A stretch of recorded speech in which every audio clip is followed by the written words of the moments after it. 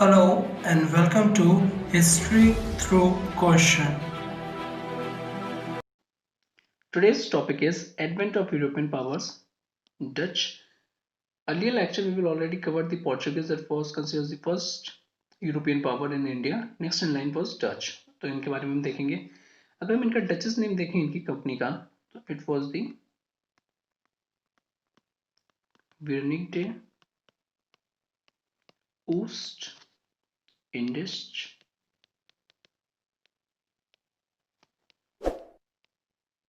Compagnie or VOC. That was popularly known as the Dutch United East India company. और ये कब form हुई थी? It was formed in the year 1602. Okay, now what was the reason why ये जो Dutch थे इन्होंने undertake करे वॉयजेस? इनके पीछे भी जो इनका इंटरेस्ट था that was related to commercial interest. Profit चाहते थे ये, that played an important roles और basically motivate the Dutch to undertake voyages to the East. और हम देखें so Cornelius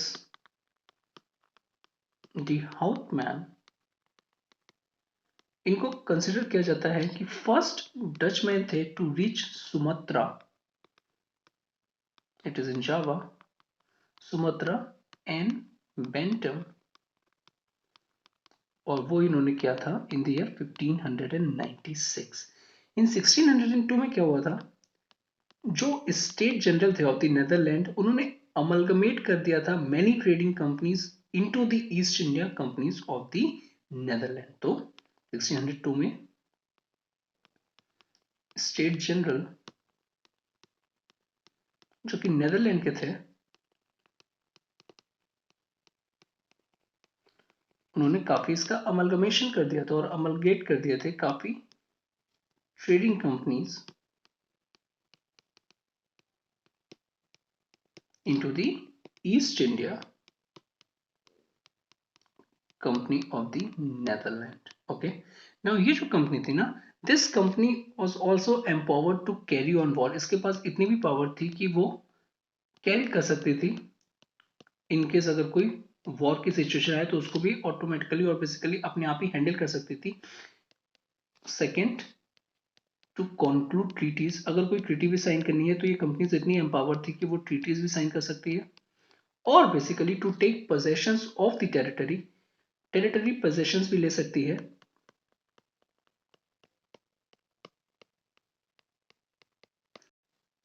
next sub topic is Dutch settlement in India.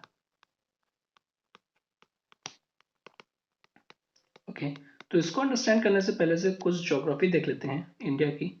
अगर हम एक रफली साउथ का मैप बनाएं तो इसमें कर्नाटका अलोंग विद जो केरला का रीजन है वो आ जाएगा और उसको कहा जाता है Malabar, Malabar region. On the other hand Tamil Nadu regions along with some portion of Andhra Pradesh it constitute the Coromandel coast. तो ये दो टर्मिनोलॉजीज हैं जो इसमें यूज होंगी और बेसिकली ये दो एरियाज हैं जहां पे जो डच के सेटलमेंट हैं ये सबसे ज्यादा इन्होंने यहाँ पे स्टैब्लिश किए थे. तो फर्स्ट हम देखते हैं मालाबार कोस्ट में, मालाबार कोस्ट. सो अगर हम देखें the only port belonging to them on this side was, अब यहाँ पे अगर ये ओनली पोर्ट है तो ये काफी इंपॉर्टेंट हो जाता है और इसका नाम है वेंगुर्ला. और ये कहाँ था? अगर हम ये देखें ये नॉर्थ ऑफ गोवा था. ठीक है, north of Goa. So after the bitter struggle for power जो डच थे उनको फाइनली डिफीट किया गया था by the English. Famous battle था, there is a battle of Bedara in the 1759. Now ये हो गया आपका Malabar coast. Next on Coromandel coast. तो यहां पे अगर हम देखें तो जो अर्लियर उनके एबॉर्टिव अटेम्प्ट थे to start trade at the Surat और मालाबार कोस्ट में जो एडमिरल वेंडेर हैगन थे, एडमिरल वेंडर हैगन, तो जब वो सूरत में ट्रेड ओपन नहीं कर पाए और बेसिकली कोई भी सेटअप नहीं बना पाए उन्होंने, तो एडमिरल वेंडर हैगन ने ओपन अप कर दिया trade with the Coromandel coast और वहां पे एक परमानेंट फैक्ट्री सेटअप कर दी मसूलीपट्टनम में। और ये जो फैक्ट्री सेटअप की थी ये स्टैब्लिश किया था उन्होंने in the early years of 1605। सो अब क्या हुआ, they went on establishing trading centres in different parts of India. और अब ये क्या होने लगा था, जब आप डिफरेंट डिफरेंट अपने जो सेंटर्स हैं वो स्टैब्लिश कर रहे हो in the different part of India में, now this became a threat to the Portuguese जो कि फर्स्ट यूरोपियन पावर थे। ठीक है, अब आप क्या बन गए हो उनके लिए, अब आप एक थ्रेट बन गए हो उनके लिए, बिकॉज उनका इंटरेस्ट हार्म हो रहा है और यही रीजन है वो अब आपको एज ए एनिमी की तरह देखेंगे। सो अनदर फैक्ट्री भी एक फाउंड हुई थी और ये जो फैक्ट्री फाउंड हुई थी इट वाज इन देवानम पट्टनम। इसको हम तेलंगाना पट्टनम भी और तेलंगाना पट्टनम भी कहते हैं। और बेसिकली फोर्ट सेंट डेविड इन 1960 में अगर हम देखें अपॉन नेगोशिएटिंग, उन्होंने नेगोशिएट किया था डच ने, किसके साथ नेगोशिएट किया था, किंग ऑफ चंदेरी के साथ। और उसके बाद उन्होंने एक अनदर फैक्ट्री स्टैब्लिश की थी इन पुलिकेट और जिसका नाम था फोर्ट गैलरिया। तो fort Saint David and fort Saint गैलरिया, these two forts are related to Dutch. अब आगे आ जाइए, हम देखते हैं 1689 में। सो 1689 में क्या हुआ था, जो पुलिकेट था it was considered as the chief centre of the Dutch. कहां पे, ऑन द कोरोमंडल कोस्ट। तो ये चीफ सेंटर बन गया था डच का और ये स्टैब्लिश था कोरोमंडल कोस्ट में। ओके, और when it was superseded by the Nagapattinam और Nagapattinam acquired from the Portuguese in the 1659। Now जो डच थे उन्होंने स्टैब्लिश करी थी factories on the Coromandel coast. ठीक है, कोरोमंडल कोस्ट में भी उन्होंने स्टैब्लिश करी थी, गुजरात में भी स्टैब्लिश की थी। अब ये लोकेशन बेस्ड क्वेश्चन आ जाता है, कहाँ कहाँ पे की थी।